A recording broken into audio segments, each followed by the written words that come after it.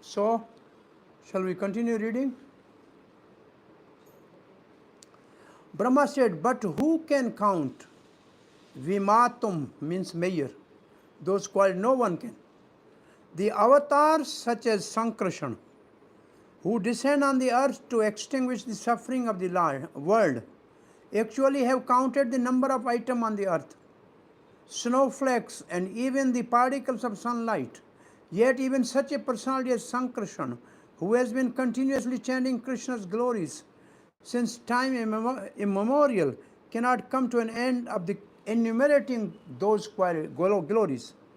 There is another meaning of the word gunatmanaha. The Lord is protector of the world, consisting of three gunas. This is another meaning of gunatmana. One meaning is you are the soul of all qualities.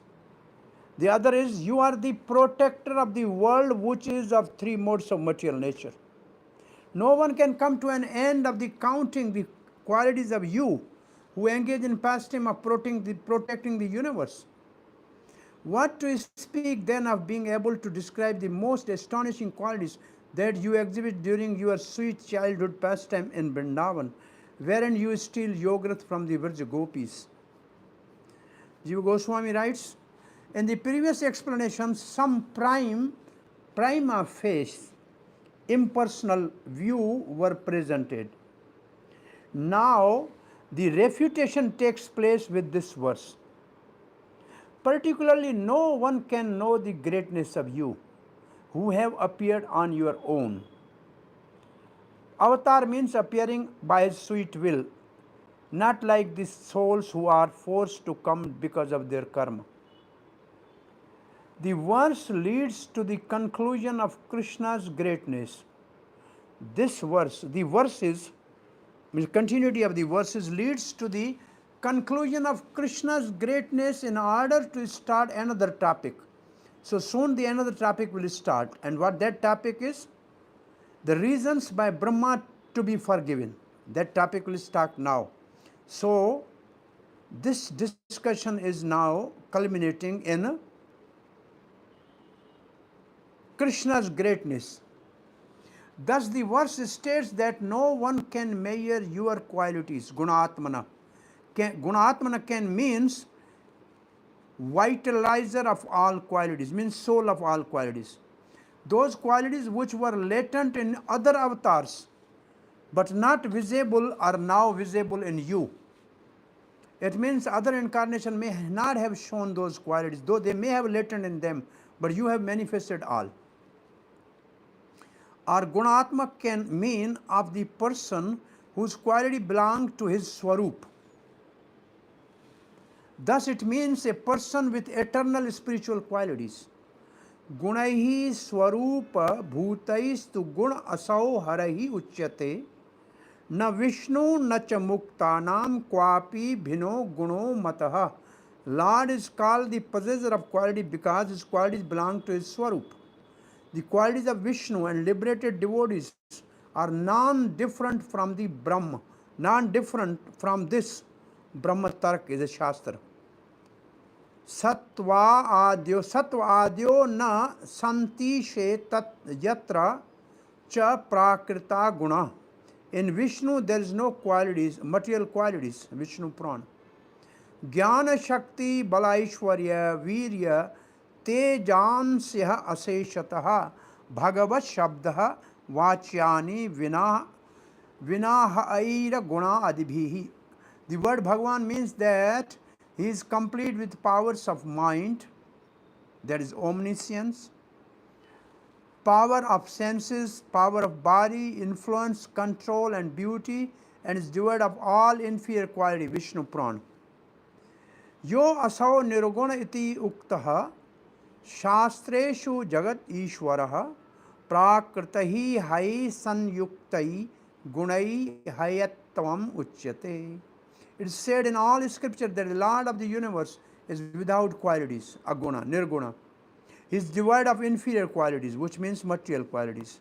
The word inferior means material qualities, Padma Purana. Mam bhajanti gunaha sarve nirgunam nirpekshkam Swaherdam priyamatmanam samya sangadyo gunaha. All the superior qualities which are eternal, such as equality of all beings and attachment to my devotees, reside in me. I am beyond the material guna, not dependent on material qualities, and am the devotee's friend, giving love to them. Bhagavatam 11:13-40. Sridhar Swami explained the word guna, agunaha in the above verse. It means without transformation of qualities, which means eternal. One meaning of aguna is eternal. One meaning of aguna is eternal.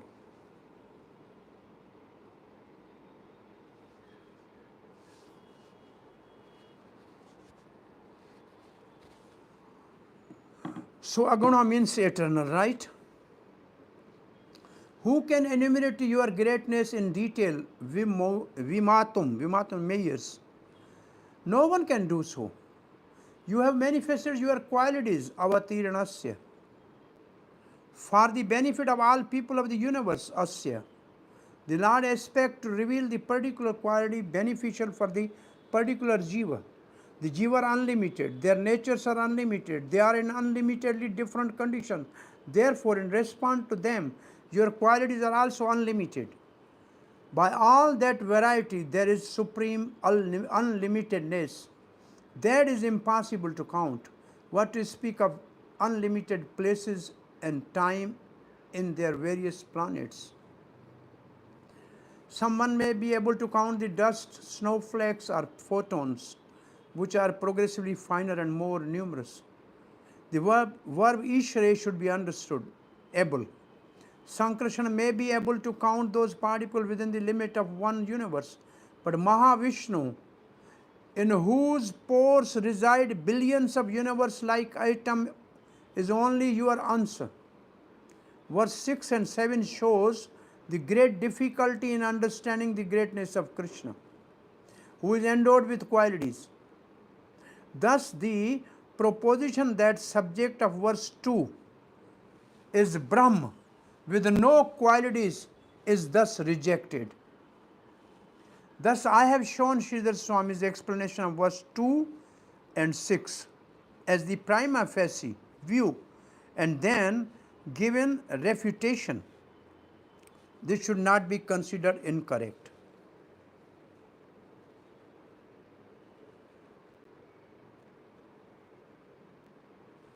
The qualities which were previously latent or unmanifest are revealed by you now, Sanatana Goswami writes. You are the life giver of the qualities. Being manifest, they should be measurable. We can in detail enumerate your qualities. We matum. No one can. Who? No one can. Who can do that? No one. Because you have appeared in the world to give benefit to all the jivas. The meaning is this. Lord reveals qualities suitable for benefit of that jiva, for individual jiva. The jivas are unlimited and their natures are unlimited and their conditions are unlimited. Thus your qualities that you reveal to each of them are unlimited. It is not possible to count them. No one can count them. The particles of earth, snow or lights are progressively finer. Finished. Verse number 8. Last of this section. And this is most important verse. Every devotee should remember, recite, practice and live this verse. Oh Krishna.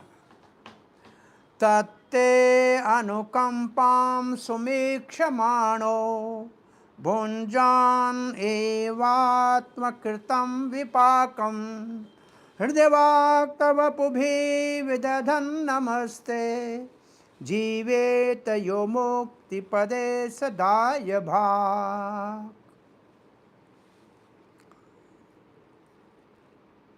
Tatte anukampam. Everybody should always wait for the mercy of Krishna. It will come one day. When it comes, we don't know. Sumekshamano. Anukampa means mercy. Sumiksha manu means wait. Earnestly hoping. And during that time, bhunjan evatma kirtam vipakam. Whatever we have done may be usually by practicing sadhan bhakti up at the level of nishtha, there is a klesha ghani. All the results to the karmas are nullified. This is what we say when some devotee take initiation, all the karmas are taken by a spiritual master. What actually philosophical explanation of that is not that you put all your bad karma or whatever in some bag and put at the lotus feet of a spiritual master. No.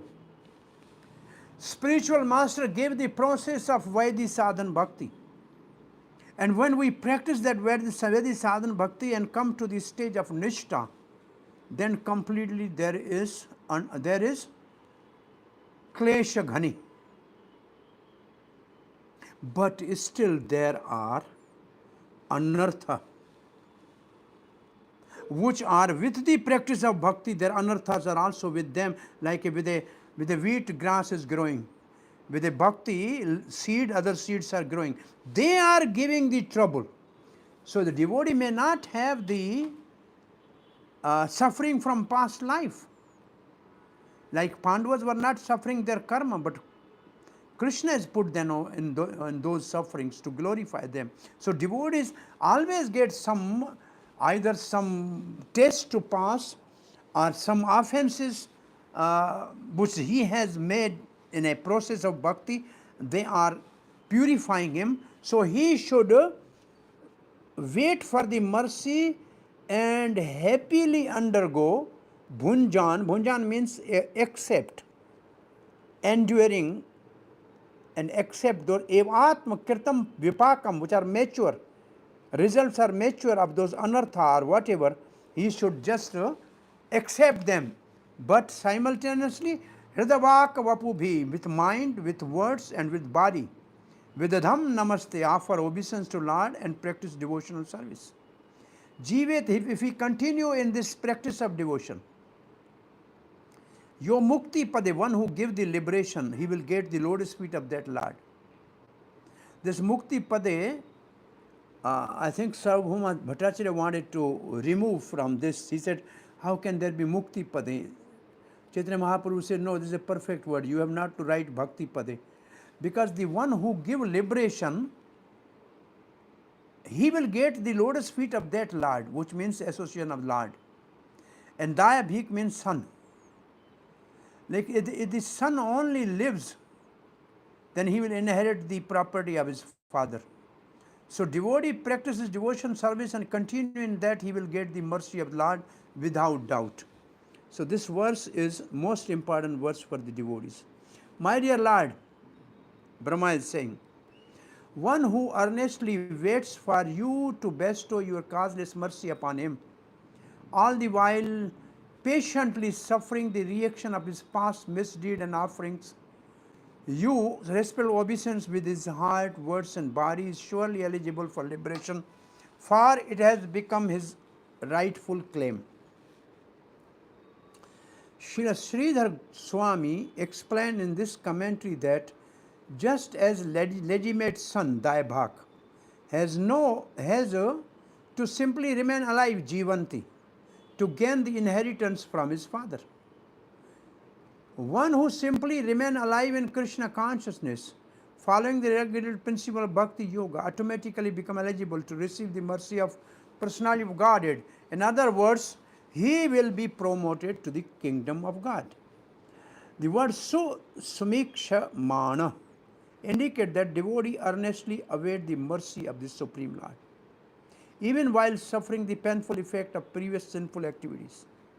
Lord Krishna explained in Bhagavad Gita that devotee who fully surrender unto him is no longer liable to suffer the reaction of his previous karma. Sarvadharman paritya mam ekam sharanam vraja aham tvam sarva papebhyo. That is the verse.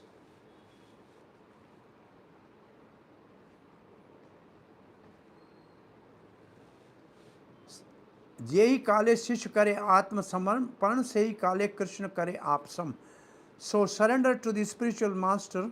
Krishna actually take the responsibility of a devotee and purify him of all the reaction to the karma.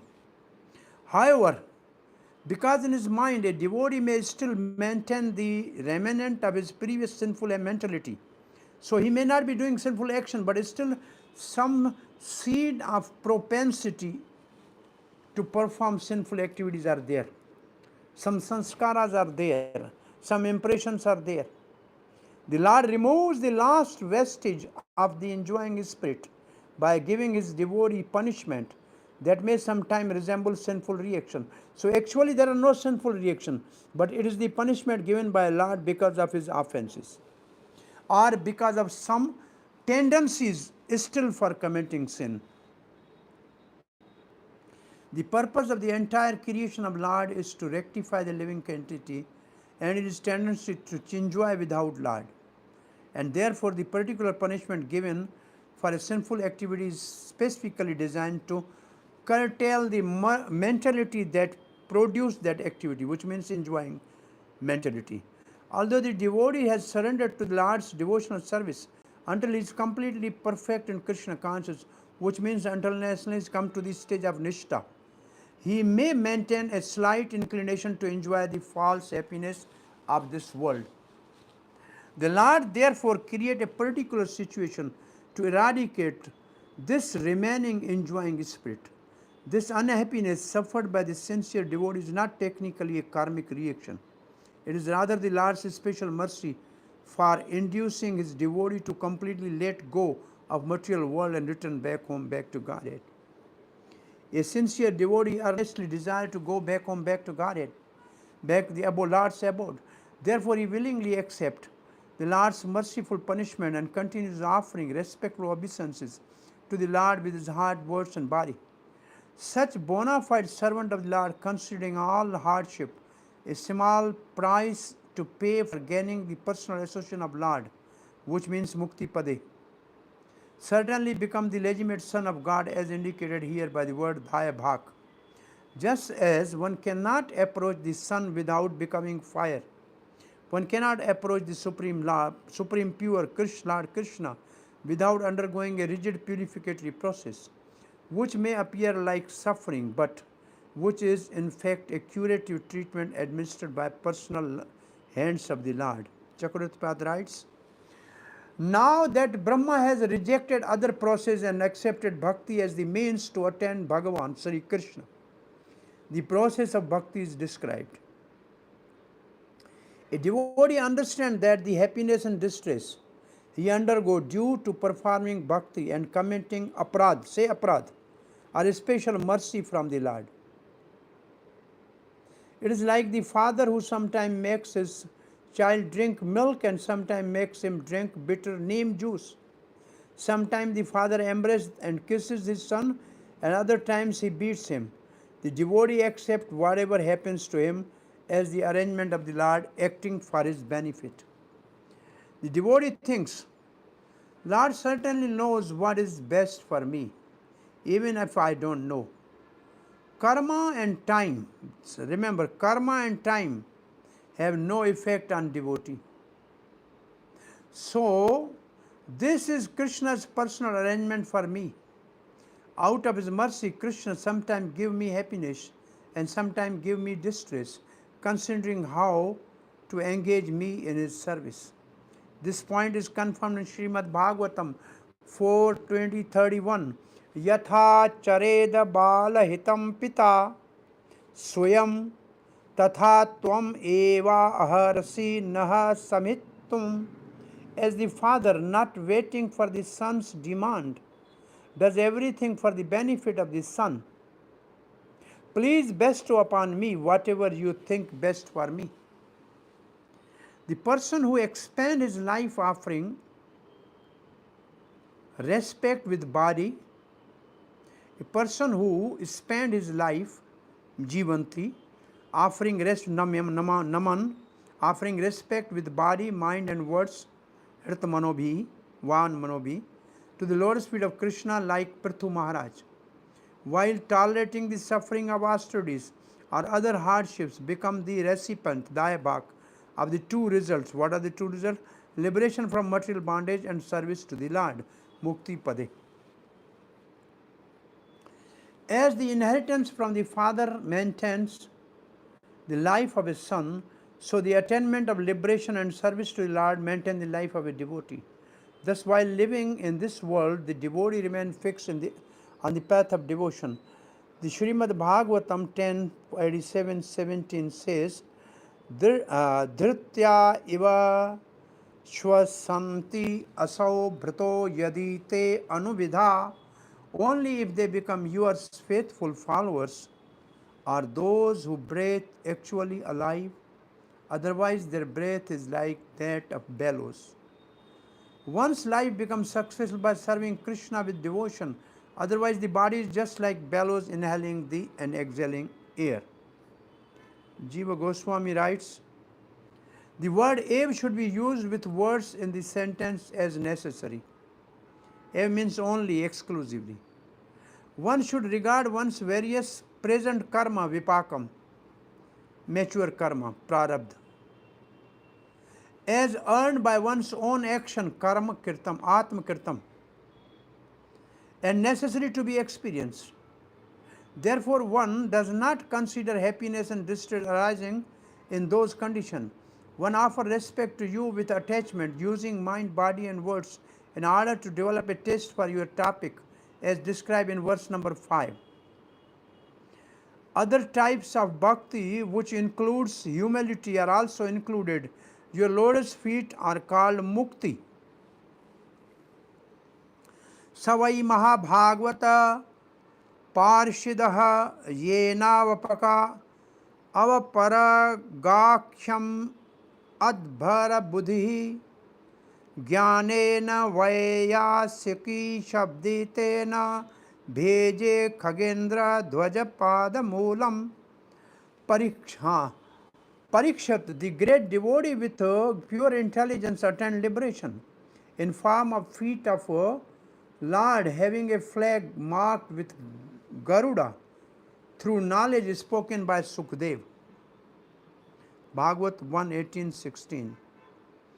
At sarago visargo cha sthanam poshanamutayah manavantrahi shanu katha nirodha mukti ashriya. So why this verse is quoted? Because verse is mukti and mukti pade is there. So what is mukti is for what? Ashriya. And who is ashriya? Krishna. So now in this Puran there are 10 topics: creation, secondary creation, protection, mercy of the Lord, material activities, conduct of the Manu, stories of the Lord, destruction of the universe, liberation, and ultimate shelter. Now Jiva Goswami says in this statement, Bhagavan is the shelter, pade, of the mukti, the ninth atom. Sridhar Swami also says that the shelter Krishna is 10th topic, is present in 10th canto, Dasme Dashmam Lakshanam. You are that devotee's portion. When father's property is divided among brothers, the devotees receive you, Mukti Pade, the shelter of the liberation, as his share.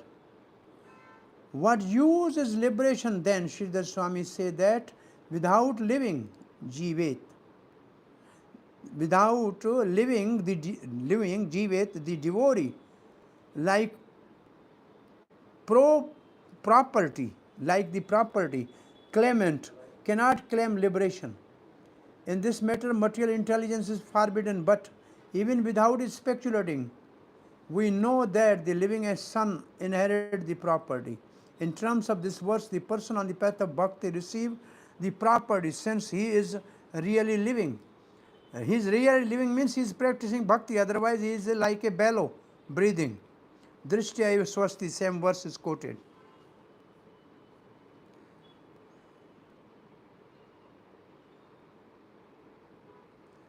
The another meaning of Daya Bhakt, the Chakra, Vishnu, Sanatana Pad writes,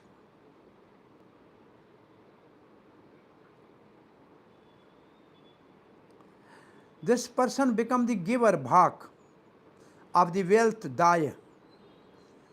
Just his mind making decision, he gives mukti pade to others. It means he is not only liberated, but he can give Krishna to others.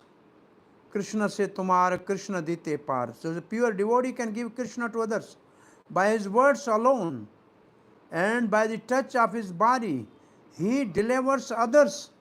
He speaks to others. He bless to others, and he can give liberation to others. Sanatana Goswami writes, person wait patiently for mercy while he experiencing his self-produced suffering, result of karma. The word eva should be used with words in the sentence as necessary. He does not give regard to his happiness suffering. He offers respect with mind, words and body. He shows attachment, asakti, only to the Lord, not to others. To the abode of liberation, Mukti Pade, or Mahakalapuram, or the place which is the very form of liberation, Vaikunta, or the Lord's lotus feet. Or the word can be taken Amukti Pade, the feet of he who does not give liberation to the devotee. By drowning in the ocean of Lord's sweet qualities, they reject the drop of salt water known as liberation. So Amukti Pade, another meaning derived from this. Verse number 9 to 15, Brahma condemns his impudence and presents reason to forgive him. So this is also a question.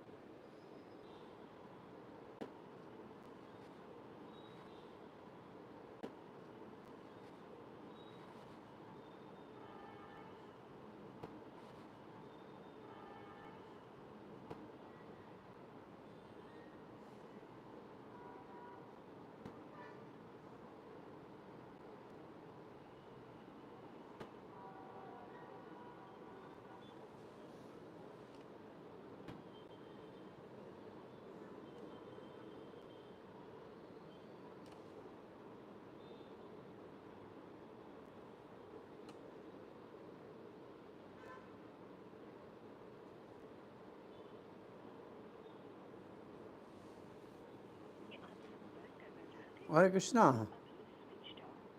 कृपया कुछ समय पश्चात